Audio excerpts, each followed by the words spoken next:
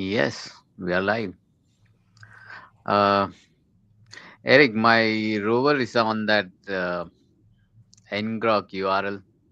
But when I go to yakrover.com and then select rover A, it doesn't forward the uh, request to my rover. Mhm. So I look into it right now, but it seems the URL has changed, right? Yeah, so every time you start, I think it gives you a new URL unless you are on the paid account. So if the URL to the rover changes, basically the mini app, there is no discovery system, so we have to update the mini app as So I well. updated it actually in the morning. Okay, so just I'm double checking. Huh? Um,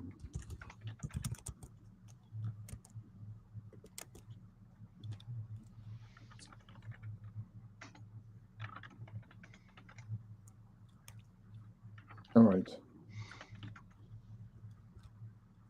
and the port is correct.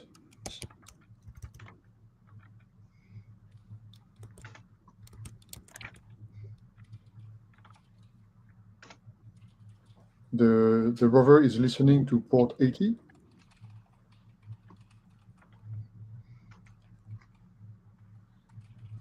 Mm, yeah. Okay. So I added two variables to the environment. Uh, One is the rover A base URL and rover B Yeah, thank you. base URL. I see. So the work I've done this week is going to change all that. Okay, so Okay. but looking at what you've done should work. Okay, so sorry for everyone listening. It's just that we have a configuration file, and so far it was very simple. It was for each rover we have to define the URL. Okay, and so the thing is that uh, when we didn't have any rover hardware rover available, so there is this software fake rover. Okay, and so the simplification was that this fake rover was used for all the rovers. Okay, and so what YaRG did is just to create different values for each rover so that it works. So, sorry, it's a detail. Okay, now we'd like to see why we'd like to see that working, right? Um, so sorry. So when did you change the value? In the morning, But in the morning means when? Because like 1 hour ago, 1 hour, 1 hour 2 hours ago. ago. So okay, so not sure whether because we need to reload the configuration, and right now it requires restarting the So server. should I reboot it? You could reboot, but I'm restarting right now. Okay. Okay. Um,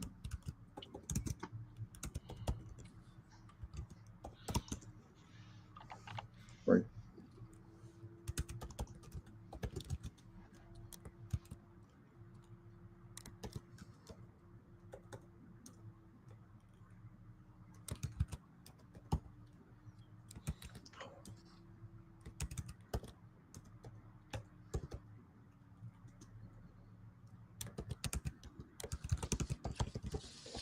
Okay. So it's restarted now, and if it works, great. Otherwise, there will be a bit more work. Did you restart? Because my Yes. connection didn't close. And so the server says that it cannot connect to your server because there is an SSL issue. So Okay. But ngrok should solve that, right? yes.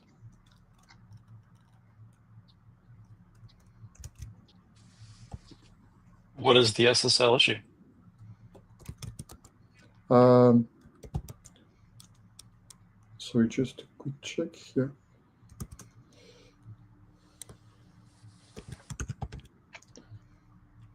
So the SSL issue, wrong version number. Mm, And so is it because of port 80? I don't know. Can you connect directly to the URL that you are? yes. So if I post the URL I posted, then the URL ngrok gives. and I can move the rover. Yes.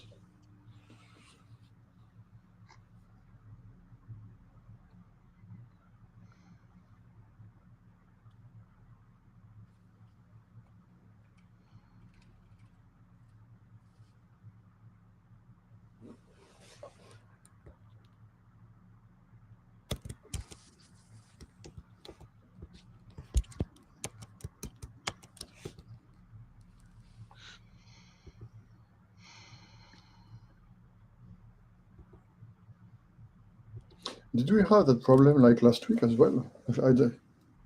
Well, last week also the mini app to this ngrok would not the request would not come. Sure, but this SSL error, it seems to me that we had that error last week as well. But where do you see this? That's what I'm trying to remember.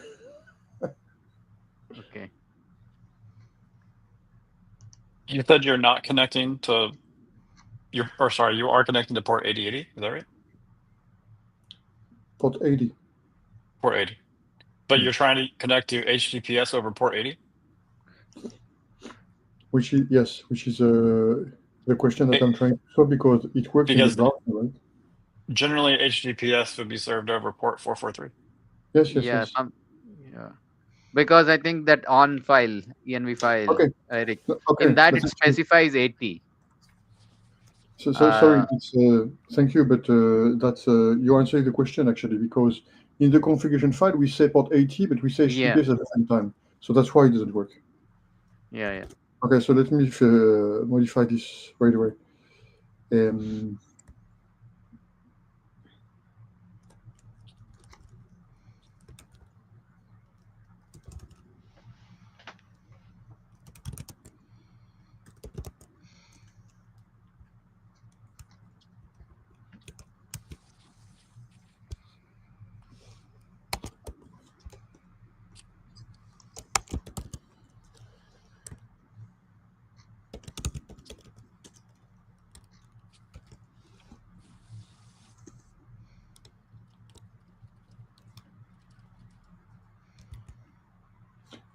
would you mind to try again, Anuraj? Yeah.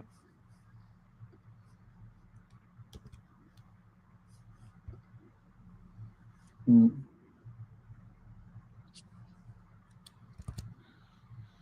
No, it doesn't get the request. okay.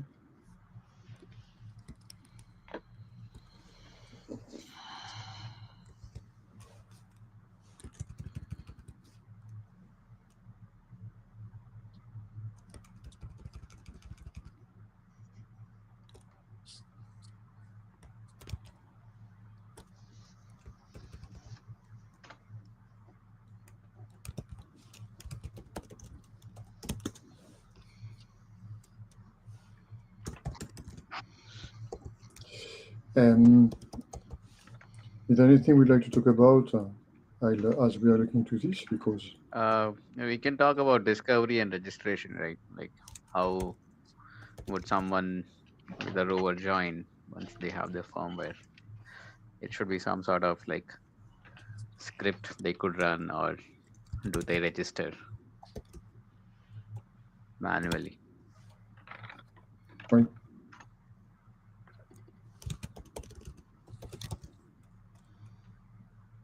Mm, So would you mind to try it again? To try again because it's working, but apparently there is a problem getting pictures. Maybe. yeah, so there is no camera, so it won't work. The Okay. picture thing won't work. So Yeah. so you know the logic. What when I rewrote from version one frame v1 to the mini app, I didn't change the logic. Okay, so basically the assumption is that there is a camera with pictures. Okay, in the original code, if that doesn't happen, basically it crashes. No. In the original code, it was basically like it would just uh, run and just give a warning that there was no camera. At least that is how I had done it. Well, it's not working anymore, but we can try. But it's not working because there is no image available. So it falls back to something else then. The fake rover, yes, has a fallback. This is what I added. Okay, it's a separate thing. But the original code basically requires an image. So no image is not going to work. Okay. I can see that the request you're sending backward, stop, these Yeah. comments in the logs. Okay, maybe I can share the screen. It could be perhaps more interesting. Yeah. But just logs. Okay, and it crashes at getting the image basically. Mm.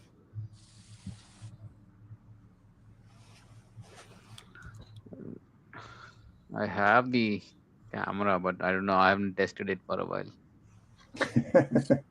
Yeah. Can't you spoof it? Like just send back a canned JPEG of some sort. No, Sorry. it's requesting image from an IP, right?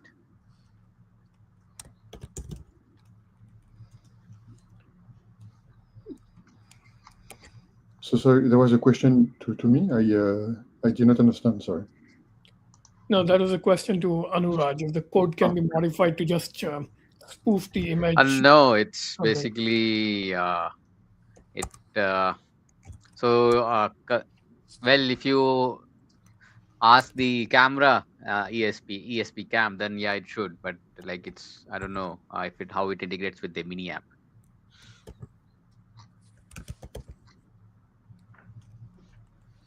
I'm restarting the server so that the fake rover B becomes the fake rover. Okay, so that we can see.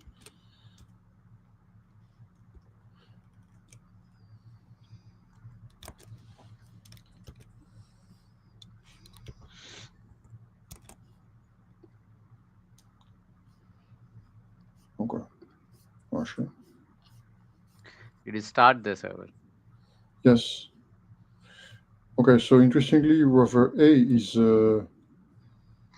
So are we showing something? Sorry, because I'm just talking to my computer here, and Just talking to not, your computer. Again.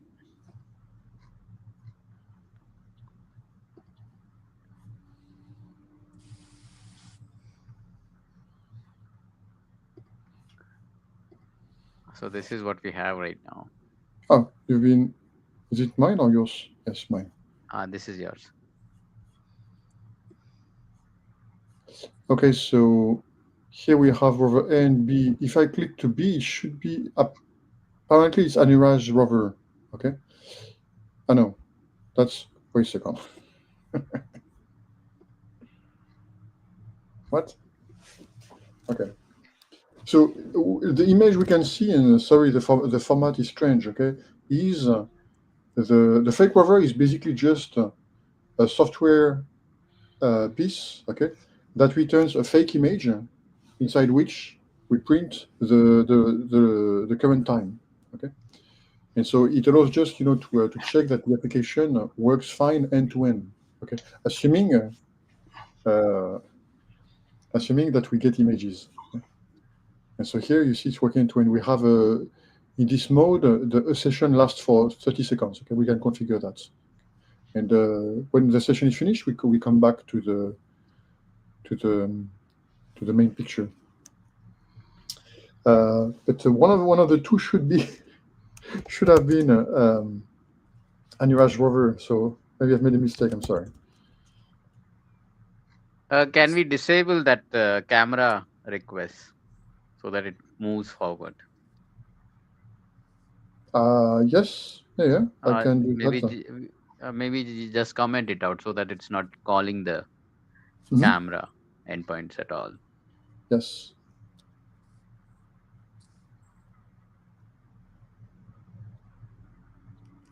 Okay. Okay, it seems I got something.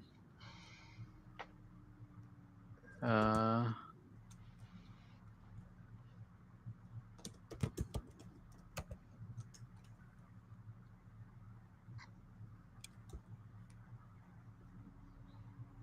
Okay, I'm getting it now. Ah, but so there is one reason. Is because Okay. now I understand. Your rover is rover A, okay, Yeah. and the fake rover is rover B. Okay. The thing is that we have a common folder for all rovers with the images, and it seems there is a bug where basically if you have at least one image available in that folder, then this will work basically. No, actually, I'm getting the request, but it's going to the wrong URL. Uh, so it's going to this slash tumblr slash a slash motor forward. So it shouldn't go Mhm. there. It should just go to slash motor slash forward. So I'll share my screen. Uh,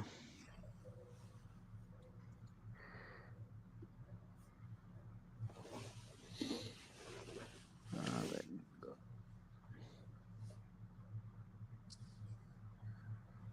So the requests are coming now, but it's going to the wrong endpoint.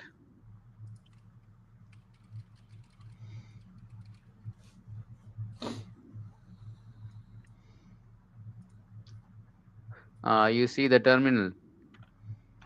Yes. So you see this slash tumblr slash a slash motor dot forward slash forward, the highlighted one, the first one. Yep. Maybe it's visible now.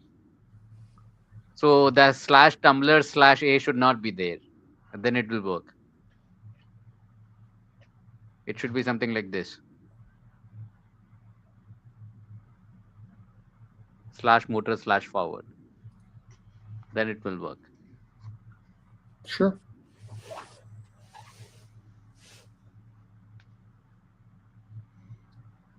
Uh, yeah. So the requests are coming. Only the endpoints are not working exactly. A small change might make it work.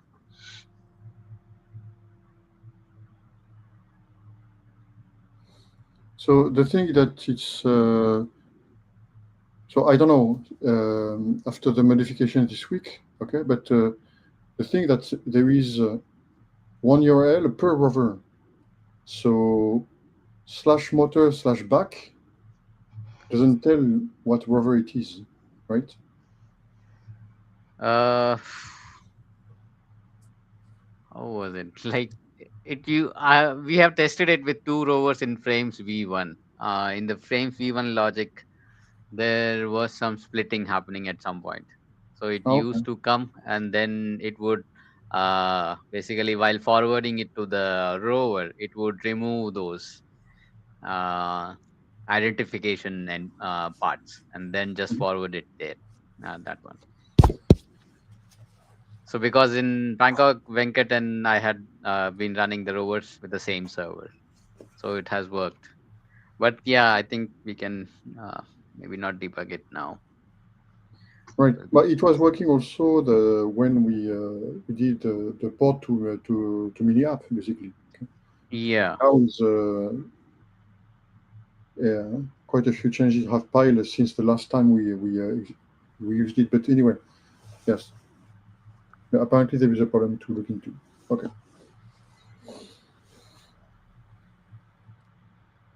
so what were the changes you were suggesting? You had some plant changes, right? But the no suggestion. It's more like to accommodate having more easily more rovers. Okay, so here we have two. Okay, the port when I ported to mini app, it was because the app was supporting only two rovers. So the idea is now to have dynamically a list of rovers available. Okay, and again for the moment we can just push the button of the one we want to select. And so the list of rovers available, we can put them in the configuration file for now. To be able to earlier today, we're talking about having perhaps a form to register dynamically a rover. That's something also relatively easy to add. Mhm. Uh, I just made a small change to the environment file. I just removed that tumblr slash. Will that work in the Brower base URL? if I restart the mini app. Yeah. What did you change? I just removed the environment file, the n /tumblr/a. I just removed that much part from the URL. But if you restart, it should reload. Okay. It Yes. So I just reboot, right? But what is going to be strange is that then there is no way to distinguish between rover A and rover B. Yeah, that's fine. We can do that later. At least if we are able to test one, then it should be fine, right? Sure. Well, at the Is the same time, code on GitHub the like Tumblr FC mini app fast API repo? Is that it? yes. Yeah. Okay, and it was updated like 3 hours ago, so that's relatively current.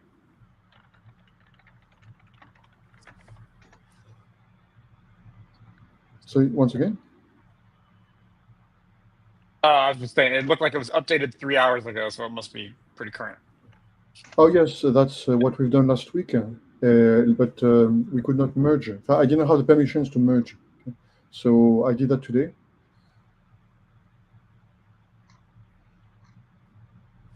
Cool. Yeah, I was just looking at how the environment variables were configuring the URLs for the different tumblers.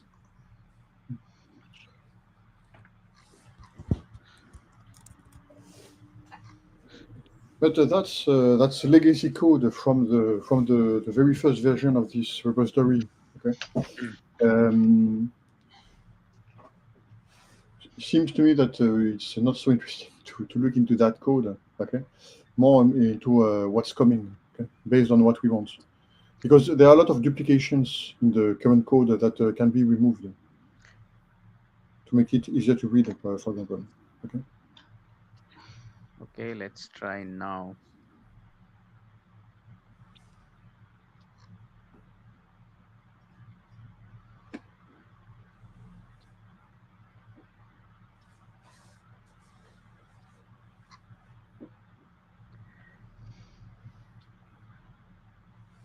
No, it doesn't work because the selection page doesn't work after that.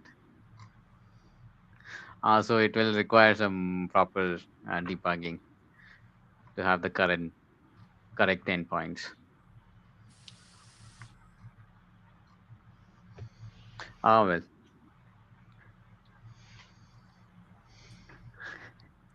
Live modification to live debugging leads to even more debugging, right?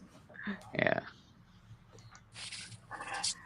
But yeah, if you go to the ngrok URL, you should be able to control my rover. But then you have to copy paste the endpoints manually. There is something. Yes, that this morning when I started to work on this, okay, this is where I noticed that the Webcaster, so the Farcaster requests, to authenticate, were not working anymore. Okay, Yeah, at some point they had changed the naming or something. I don't know how much they are actually maintaining that, because a lot of the stuff now comes from like external hubs. So there's something called Nanar, and a lot of people just use the APIs from there. I don't know if Farcaster even serves. And like that Python package we were using, yeah, that's I think not maintained anymore. It was mostly used for getting the FIDs and fnames in the frames v1. We don't need to do that anymore. Yeah, so I think like this we will need to rewrite it as a web app, and if we want to distribute on Farcaster, then basically we could convert it into a mini app. And the payment thing can be done via X402. I think Coinbase provides some SDKs for it. It should be not that difficult to. The thing is that basically last time it was working, Confirm working, and we watched it together. I think it was in September. Okay, but right now we don't have any mini app at all. Until this is fixed, basically. Yeah. On our side. We don't have mini app. It just means that the protocol that we implemented, the mini app protocol, is apparently outdated and not accepted anymore now. So you remember we looked at the mini app control panel, okay, where the app was Yep. appearing or getting registered itself, with the specific protocol, okay, and that apparently doesn't work anymore. Okay, it's outdated. That's the third time this year. Yeah, if you look at what they're doing, becoming a wallet focused company, I think they're kind of giving up not just social, but also this mini app part of the business model. And the base app, I think, actually might be more, I don't know, support than Forecaster at this point. But I think basically what we've seen is Forecaster ecosystem is too fragile and unstable to build on top of. So we should kind of like build a MVP that doesn't rely on Forecaster, and then if it gets added, it should be like a robust failure layer, right? Hmm. Which is a little bit sad because it felt like free distribution, but I guess there's no free lunch.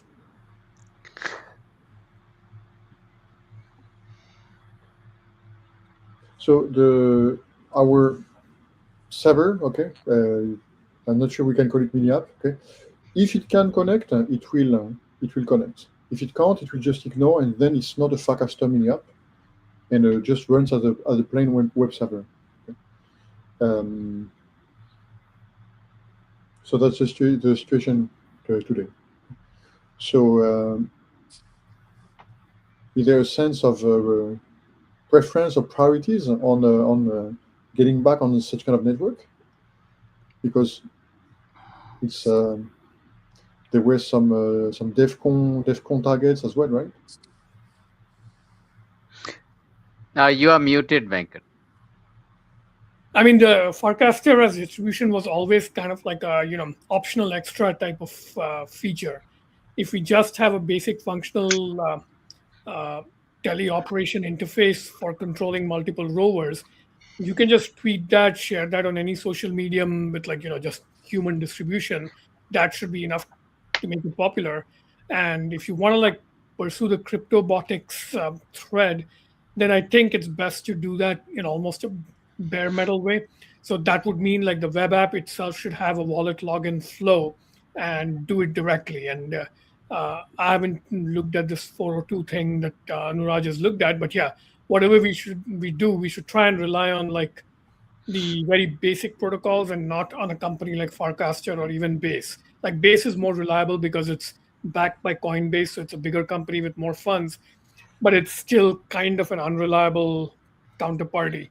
So I would say if we can build on just plain Ethereum standards or base L2 standards, but not base the app. So I think relying on some L2 is fine, but not a particular app. All right. Yeah, so basically, like what Paycaster does, you could do it with Web3.py. What they do is basically give verify a transaction and send back a frame. That was what they were doing. So you could go below the stack and then implement it yourself. But like I think with X402, you work almost on. So they have something the same facilities as Paycaster, like but they have made it a protocol and an HTTP protocol, and they have like SDKs for it. So we don't have to completely rework. So I think the one constraint that would then pop up is if you use like the basic protocols, it will end up being like just laptop browser type thing because if you go by mobile, a DApp working through a mobile has that annoying wallet connect flow which fails like 90% of the time. Whereas I think the advantage that Farcaster offered Yeah. was integrated wallet and distribution network, so you didn't have to go back and forth with wallet connect and stuff. But still, if we just do web browser thing instead of mobile, which I think is actually fine, it's Yeah, and the advantage with Miniapp was that you are already getting logged in wallet, right? So yeah. when you log into a Miniapp, you are already authenticated. So that was like a huge affordance there. Yeah, and we can kind of like get something similar. Like one very trivial thing to do is just sell a token or NFT for like one USDC, and whoever wants to buy it can buy it, and that's their pass. They can use that, and if that NFT is present in their wallet, we can let them control the rover. I looked at that once. So basic token gating is a much simpler interaction than actually taking money from people. Like you can do basic token checking even without server side stuff. You can do it just in JavaScript. So yeah, so there's like simple ways to get identity. The hard part is getting money, but that's um, it's not critical to the robotics part. Like if we can think of an interesting reason why we take money at all, because the amount itself is not that significant. It's only interesting if there's like an interesting engineering use case for taking money, like running an internal economy of $1 gets you 10 commands kind of thing.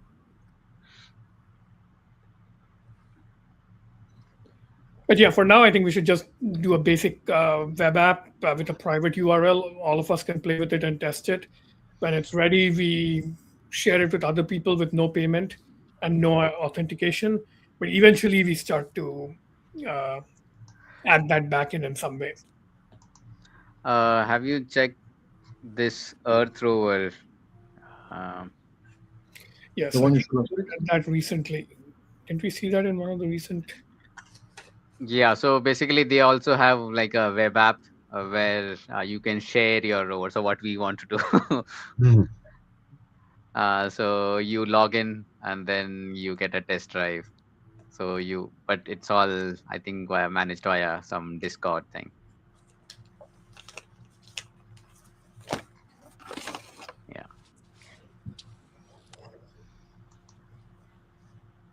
So one way is like, how do we manage the registration? Like, what is the simplest way? Like, if somebody has a rover, how does the server know? Because So, it has to, Mhm. because then you have to the web has to like forward the request right from the UI to the actual robot. so the thing that we can have a plus button on the front page that leads to a simple form where we put a name of rover, the URL, okay, and that's about it actually. Okay, because if we don't have the paycaster and mini app thing, that's about it. Okay, and the requirement is for that rover to use the library we've developed on YaRG, right, to expose to be able to answer to the requests from our server. Yeah. So it can be a form, and we push a button, and we can have a local on the server. We can have a local database like a SQLite or something like that to maintain that. Basically. Yeah, You can but even do the CSV file. there has to be a way for the server to know when the rover is offline, right? So there has to be some sort of heartbeat checks. Sure, but So I that's could, beyond registration, right? yeah.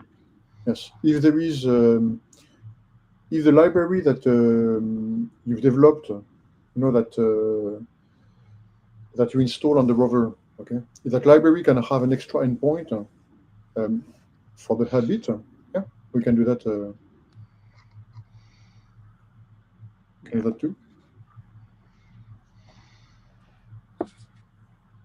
And the other thing was how to know the IP. So right now, every time like you gets a new IP, you have to connect the serial port to actually check the IP. That is not very convenient. Yeah, so one way is to add the screen, or maybe use the Bluetooth to somehow know, When we talked because about this like 6 months ago, I recommended having the rover itself initiate the communication to like broadcast itself. Do you know what I mean? How does that work on a LAN? Like the LAN is basically a bunch of like local Ethernet addresses, right? So would it broadcast some packets without any particular destination? How does I broadcast don't. work? I don't mean at the IP level. I was thinking simpler, as in like it issues a HTTP request to central server to say I'm online. Oh. The problem is, I think the rover only talks to the local laptop or whatever the home behind the firewall thing is. It doesn't Oh, it doesn't. It's phone not on out. the full network. Yeah, that's what I think. Not It can. not right now. If we use ngrok, then how would we do it? It can be done with the tailscale solution, I think, because Wait. tailscale So, everything gets a local IP, right? but so how's the network work now? So right now for the testing, we start a ngrok server and then we paste that ngrok variable inside the mini app server, inside that environment variable where it reads from. Not the Okay, but the most rover, most elegant way, but but the rover itself, it's like ESP32, right? yes, yeah. It boots up what Wi? It's connected to the Wi-Fi. To the local Wi-Fi, and then you manually start ngrok, right? But And then for it can't access the internet. it can, Oh. but how will it know the server? How will it expose itself to outside world? I'm saying that you bake into the ESP32 the Yeah. URL of the frame server, whatever the central server is. Okay. Yeah. When it wakes up, Okay. it Yeah. issues Yeah. a Yeah. request to say, "Hey, I'm alive," and then the server will know where it is. Yeah, that can be done because it's basically the DigitalOcean server running at some IP and it's mapped to yakrover.com. Okay, so we are trying to like engineer a duplex pathway here. So outbound, it can like tell somebody else its local IP, and then that central server has to tell Yeah, yeah. from behind the firewall laptop that, hey, Yeah. your local IP, go talk to that guy and bring him on board. Is that the solution? So basically, we could have a register endpoint on yakrover.com, which whenever a rover ESP32 comes online, it could ping that I am online. But then, like, how would the server send the command back? Because it's not it's behind a router, right? And I don't like this solution just in general because it relies on like phoning a remote central server to do something local. Like it should be engineered so that the local rover can find the local laptop and do stuff locally without ever breaking out of the LAN, right? That should be an optional extra go out to the world thing. Like what's the solution? Like suppose I made that like a hard constraint. You're not allowed to talk to the external world. You're going to stay behind the firewall, find the local laptop or other bigger computer and start talking to it and obeying its commands. How would you do that problem? Like another way would be if my laptop is online and I can like discover the IP of my laptop, I could use the rover's camera to look at that, right? And then the rover can image process that, retrieve the laptop's local IP, and maybe hook up to it. Is that a possibility? Like somebody has to know somebody else's IP locally, right?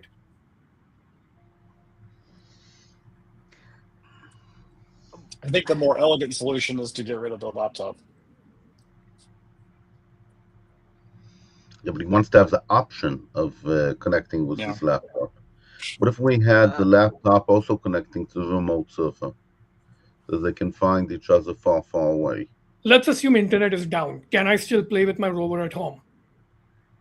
I should be able. Yes. As long as you know the IP. Exactly. So wait, actually, here there's another dependency. The DHCP is being run by the local ISP. So if the internet is down, there is no way for the rover to even get assigned an IP, right? Unless you're no, the router assigns, your Wi-Fi router assigns. Oh, okay. That IP. So the LAN can be alive even if outside the home is not going. Okay. So this seems like it should be solvable. The rover knows its IP. The laptop or whatever other command interface you're using knows its IP. Everything is local. Why can't we connect the two?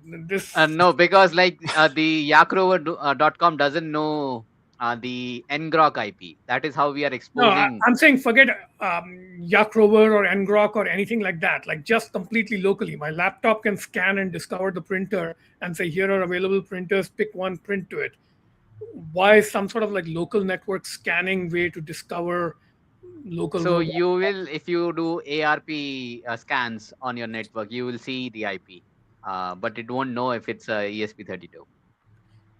The MAC It is address is so, stable though, right? So Well, if yeah. you can search for ports, open ports and whatnot, using nmap. and the MAC address is stable for any device, right? So you could Yeah. look at the binding and say, hey, I know the rover's MAC address, so I So will. the thing that now you have MAC address randomization for many devices. Okay. But not Yes. for ESP32, I think. Maybe not for embedded, but if you take any smartphone now, Yeah. it's the MAC is randomized. So it's difficult to rely on that. Okay, but here again we are talking about the discovery protocol, right? Because you see for the printer, I think it's a great example, Venkat, because I don't remember which. Is it the CUPS protocol that is used for printers? I don't know. What's Yeah, something like that. Yes. Yes. And so the thing that is there a protocol for IoT, because what was the one that we talked about recently and YaRG twice, including last week? The one is the recent protocol, which is for discovery, but nothing prevents it, I think, to be available right on a local network without internet access, right? Otherwise, there are things like MDNS, okay, where you can access on your local network another device by putting the device name, the host name, and putting .local at the end. Okay? So if I have a computer called ABC on my local network, I can connect to it without knowing the IP address with abc.local.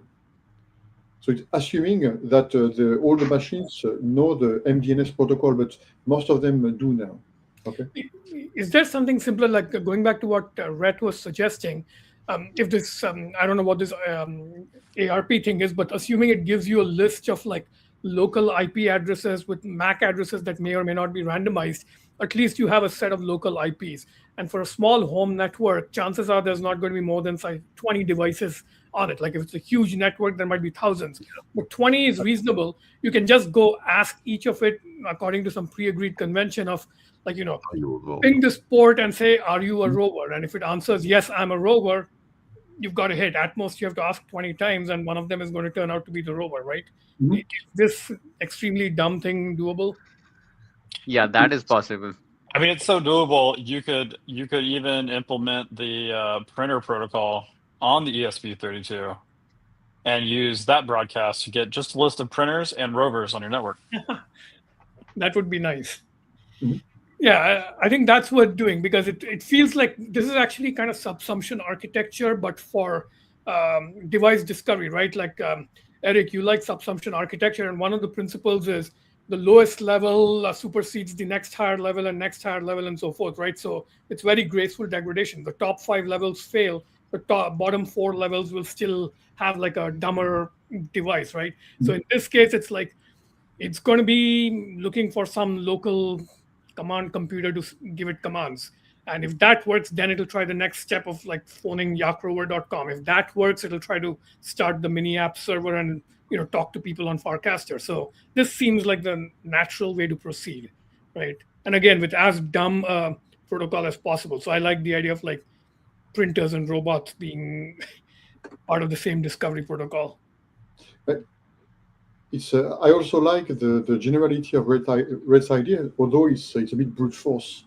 I like how Venkatesh you jump from we should have 20 IPs used at home. I think we have even more than that now, honestly. Okay? I looked recently. I think I had like 15 or it was less than 20. We don't have too many Wi-Fi connected devices in our home. It's more than I thought, but not as many as I feared. I didn't have 200 devices sitting around. It's when you can't figure out what that last one is. Like I can only count 19. What's the number 20? So the thing that usually on the LAN, you have a maximum of like 255 or addresses, right? Actually, less than that. Okay, and so it's a bit brute force, but it's not so expensive. What would be fun is that we have our mini protocol where the server that runs on the rover. Okay, so Anuaj, what you wrote, to have an endpoint that is called I am a rover. Okay, and we just scan all the IPs on that segment, so 250 address, and we just find all the ones that answer to that call. There is a problem of port though, okay, but we can also document that the rovers must have a port ranging from that address to that address. Okay, but we have to be careful because people in security will criticize that very much. But then, how will the web app know? Then it assumes that you are on the same network, so it has to be some sort of tail-scale solution or VPN solution. So I think the web app always discovers new rovers through somebody else's local network. So first you join YaRG rover team as like a person and say, hey, I would like to join your team. And then you declare, I don't know, your laptop or some other like trusted device as like a source of new rover referrals. And after that, you get to like nominate rovers to the web server level, right? Like right now, all of us have 1 or 2 rovers, and we might add more. This should be the natural way. Like I should discover it like a printer, hit a button, commit it to GitHub as like, I don't know, some sort of like YAML or other config file that then gets committed to the web server. And since I'm a trusted party, I have added to the directory. So can we just copy the mechanism of network printer mapping? In other words, there's some way that you can make your printer available on the internet. Anybody who wants to use it. Can we just copy that? Well, you don't need to go to the printer level. So you can use the MQTT discovery protocol. It's an IoT discovery protocol. You just publish. You can. The printer protocol might be a little more complex than the IoT protocol, so we could use any one.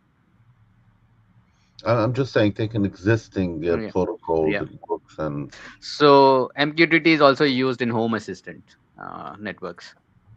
That makes sense. Yeah, that's good. And I think we can keep it general. I think the only constraint we have is right now we are going to be using ESP32 as our standard chip.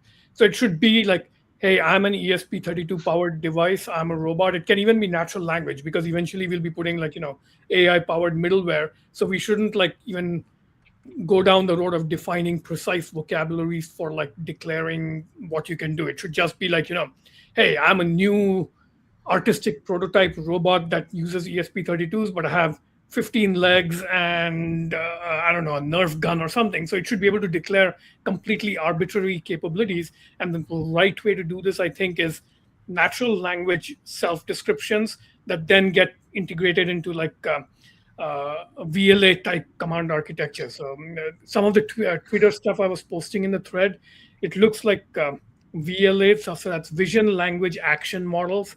They're like really exploding in the last month, and that's basically a full natural language stack. So we really should future proof by doing that instead of like defining a very precise vocabulary for what a robot is or what it can do.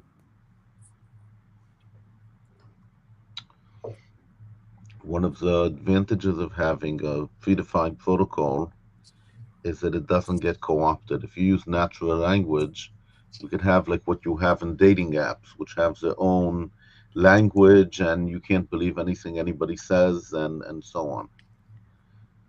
I kind of like that. Like, imagine the big success case, and this project has like 1 million rovers all over the world.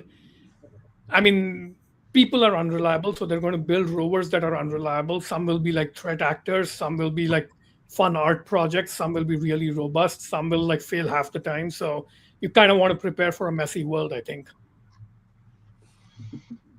Like some will misrepresent, right? Like somebody might say, hey, I really want to be part of this community, so I'm going to pretend I have a really powerful rover with like 6 motors and like 5 cameras, but it's pretending and it's faking it all. And let me ask this question. Can we copy some open source dating architecture?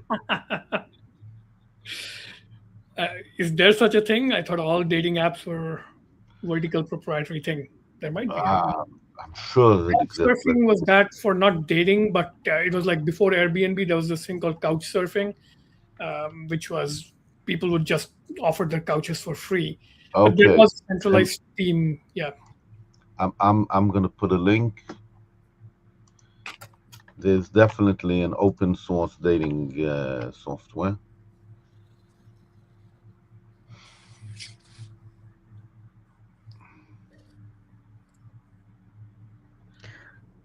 And you can also put in plugins. And Right now, I think the bottom nobody layer. bothered about himself, you know.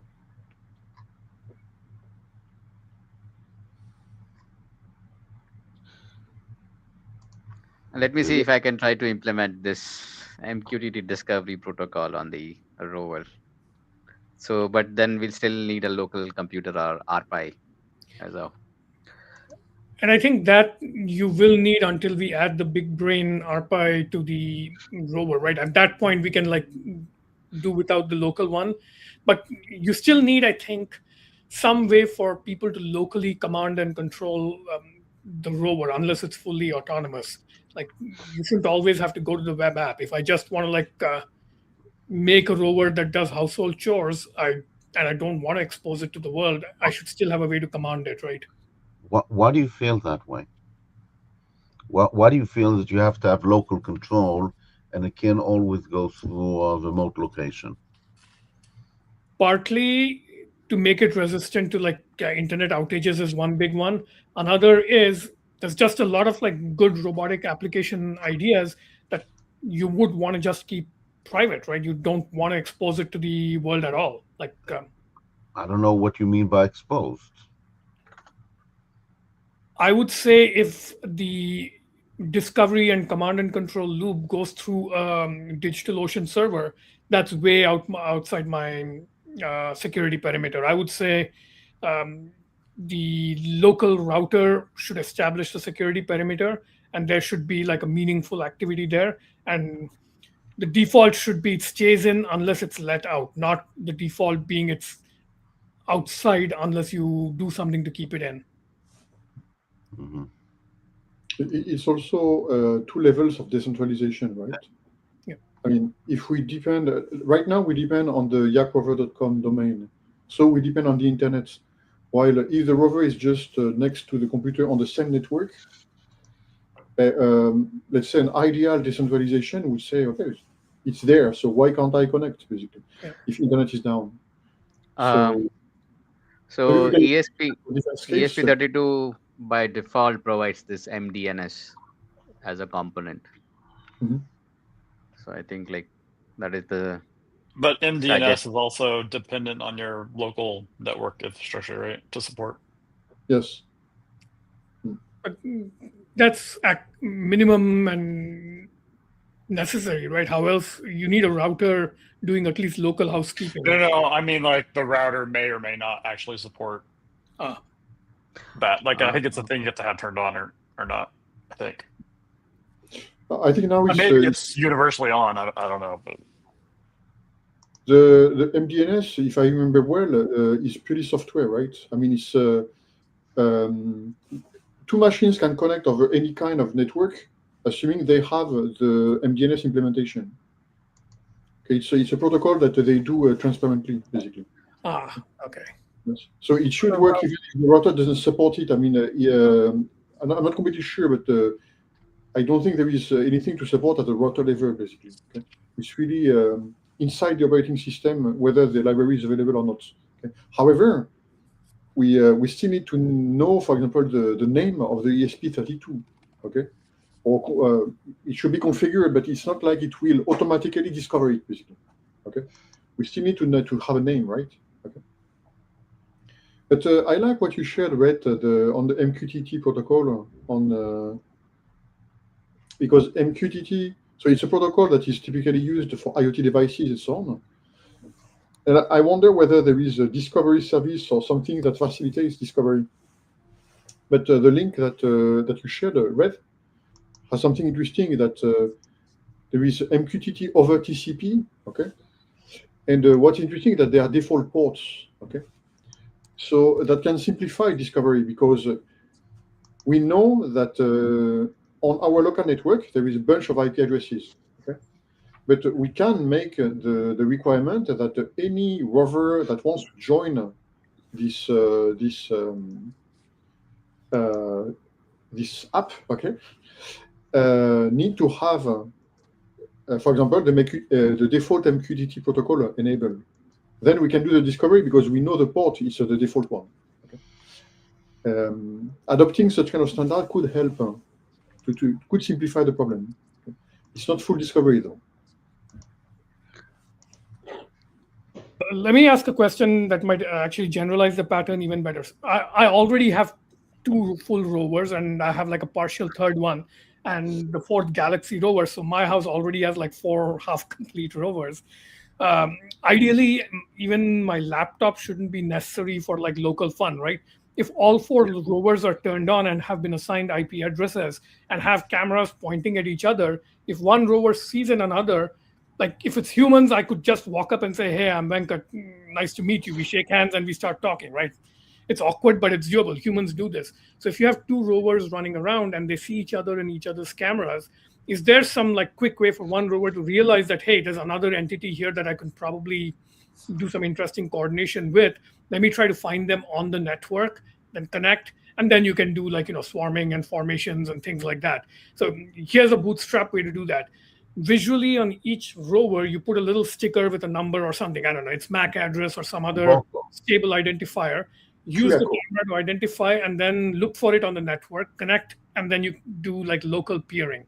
It's like a bootstrapped local ad hoc network. So what you're saying is it's like a name tag with a name. Yeah. My name is Q53 and you see it. Yeah.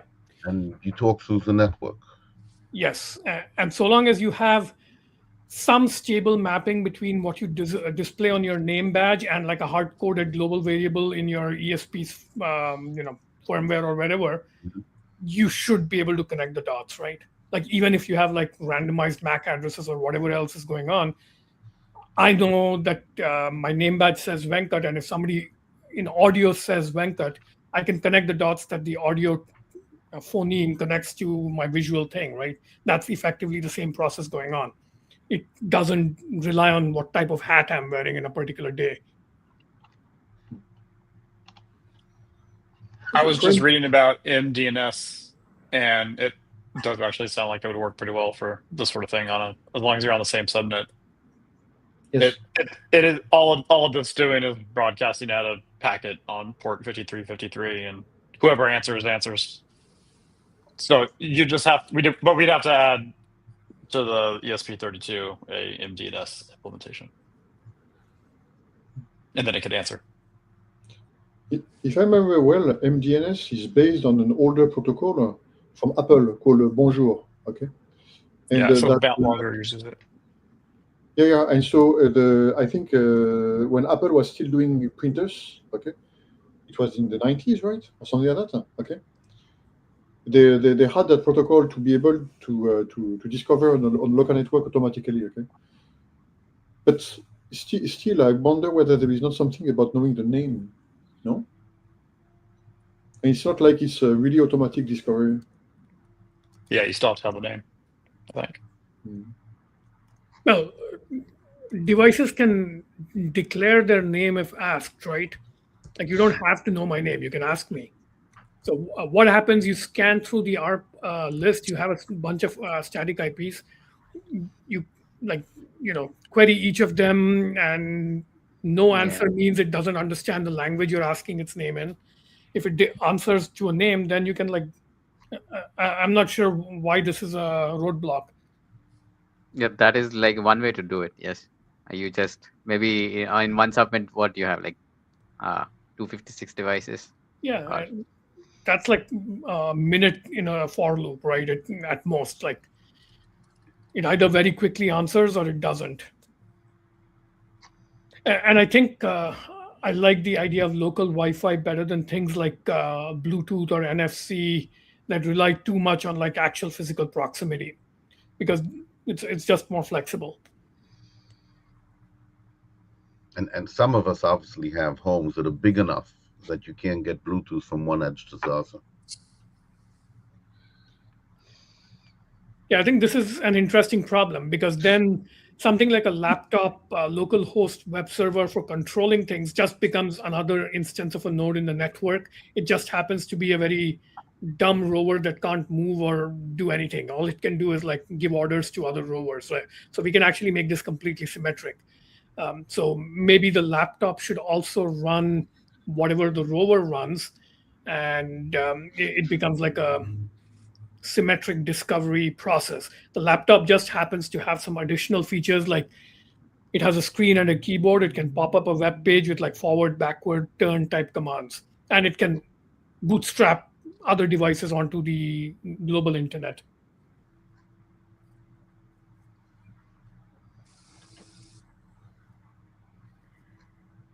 It's a very interesting problem, but it's something that has been a kind of a target for decades. Okay, and it seems I'm not so sure, but it seems to me that the problem is always security at some point. Yes. Okay, so I think the reason it hasn't been solved is the people who are trying to solve it are trying to solve much bigger problems with harder constraints, right? If Apple is trying to solve this problem, it's trying to solve it for like the entire planet with like assurable security.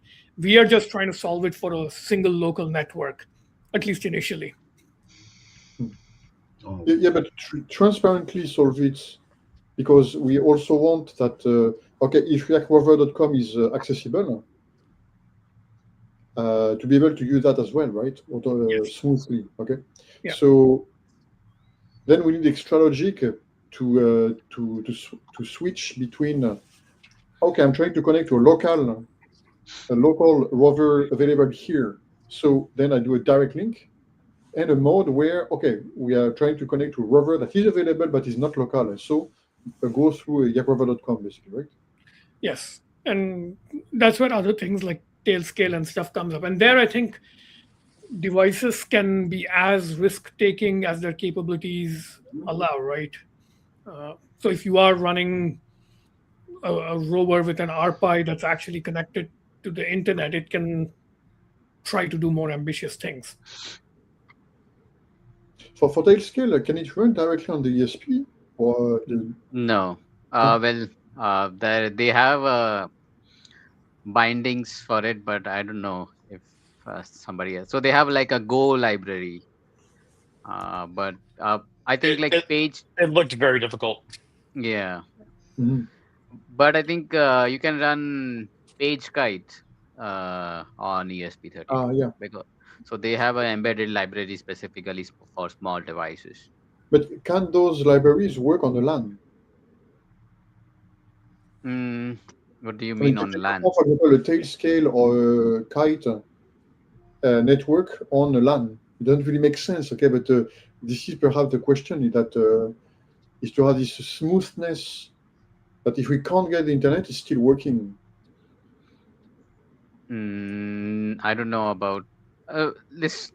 Tailscale is just a VPN, right? So it should, if somebody is porting, it's based on WireGuard, I think, and people have ported WireGuard to ESP32. So it should be possible on LAN. Tailscale is just extra features on top of WireGuard. So if you want to use those extra features, then you use Tailscale. But then if you use Tailscale, then like each of our rovers are on the same network. So It's the extra features that are what solves the problem. What we're talking about. Yeah. WireGuard just doesn't solve the service discovery problem.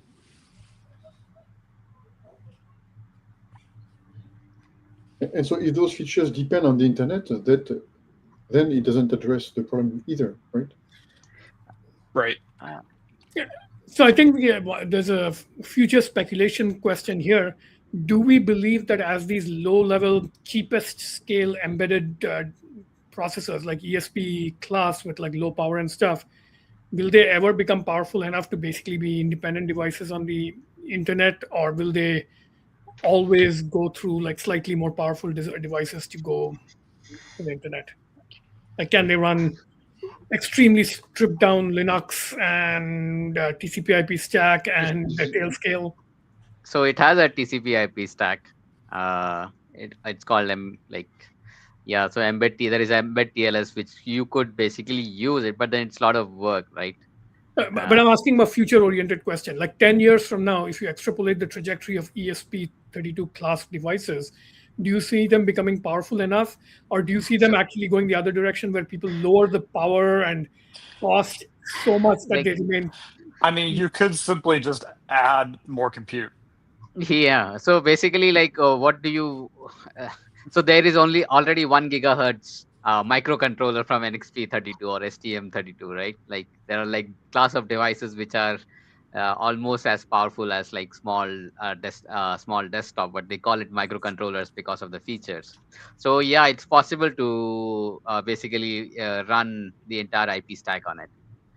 Yeah. Um, so it depends on the application, right? Like right now the kind of processor we have, it will be compute intensive for it, but in the same package you could get a powerful compute unit that could Oh, do all the IP things. okay, I get what you're saying. I think I'm asking a different question. Um, I think what I'm asking is, in the future, do you see these extremely low-end devices just going away and everything becomes at least minimum viable internet capable, or do you see a future where the Yeah. lowest end actually gets lower and lower towards the the gray goo science fiction scenario where the smallest processors are like nanoparticles of dust and they can only connect locally to the next particle of dust 5 millimeters away, right? So those are two very different futures. If you see I think gray, we'll have both. okay. So Yeah, if you have because both, I think it's worth. So the reason I'm asking this as a diagnostic question is, if there is an interesting future where the extremely low power, low end stuff remains a big part of the ecosystem, it's worth designing like protocols and technology to support them, right? Because then you can imagine things like, all right, you can have more powerful rovers, but you can also have extremely tiny rovers like insect-sized rovers and stuff. So if you want to support that future, then you create these local low power discovery protocols. I, Like I, if you had gray goo, like if you had gray goo today, how would particles of gray goo discover each other, right? That's a good asymptotic thought experiment to do. I I think it's a matter of let's call it protocol creep. As the processors become more powerful, then we want to make them more protected against attack, and then they need that more power. So right now, I could connect to the internet with a ESP32, but at some point, we don't want to have 10 billion ESP32s being used for denial of service attack. So it becomes accepted that you have to have a firewall built in and maybe some AI cyber protection and so on, which is not a problem because 5 years from now, the ESP32 that we have is, 30 times more powerful with 10 times more memory. So I don't think the question is can we? Okay, I think the question is will we? And I think the Yeah. more capability we have, the more we'll want to use it for things like safety and Yeah, and I think I agree with Anuraj that both ends of the spectrum are going to come into existence. Both the extremely low power, low capability stuff will keep pushing the bottom and the top, right? So the range of devices will increase. Actually, that's always been historically true, right? The first computers were just one big mainframe. Now the range goes from microcontrollers to cloud data centers. The future range would be gray goo to orbital data centers running on satellites, right? So I think the reason all this is interesting to me is I think um, just the home environment alone is like a very interesting, like even if you don't go to the internet at all, imagine like 10 years from now the home might be like uh, uh, 10,000 tiny devices but all on like some really complex thing that looks like an internet inside your house, and most of it should stay there. You are not going to like connect it to the rest of the world. well, we already talked about the fact that my vacuum cleaner doesn't like my toy whatever because they're fighting. So it'll definitely have a feature that can suppress other robots that don't interfere with its work. And there's the arm race starts.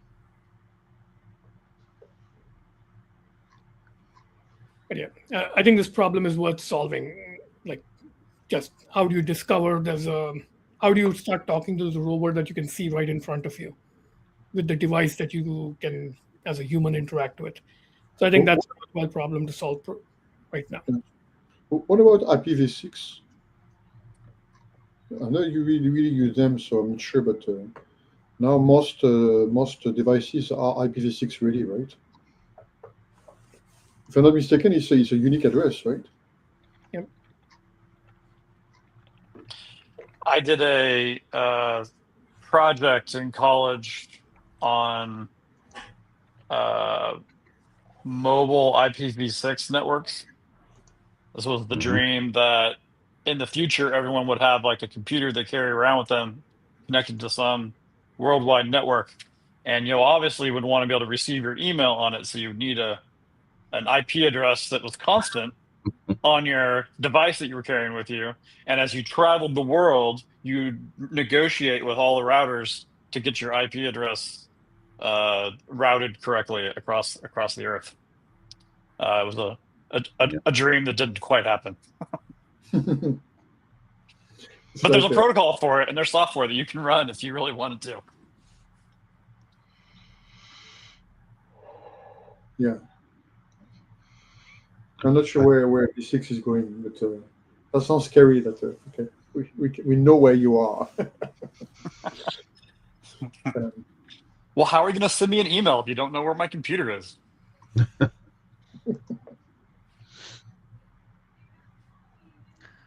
Okay, we have 15 minutes past. Yeah. Yeah, getting pretty late. All right.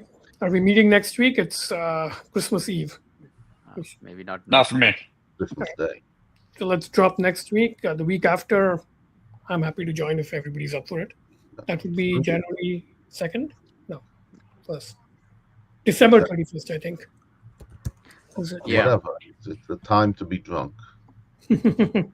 All right. So maybe we skip the next 2 weeks. That's going to be December 31st. So yeah. The next call should be then January 7th. Yes, 7th, 8th. Yeah, 7th, 8th. Yep. All right. Sounds good. All right. Yeah, enjoy your time for the next for the end of this year, and see you on the other side. Huh? Yeah. Yep. Merry Christmas. Happy New Year. Bye. Thank you.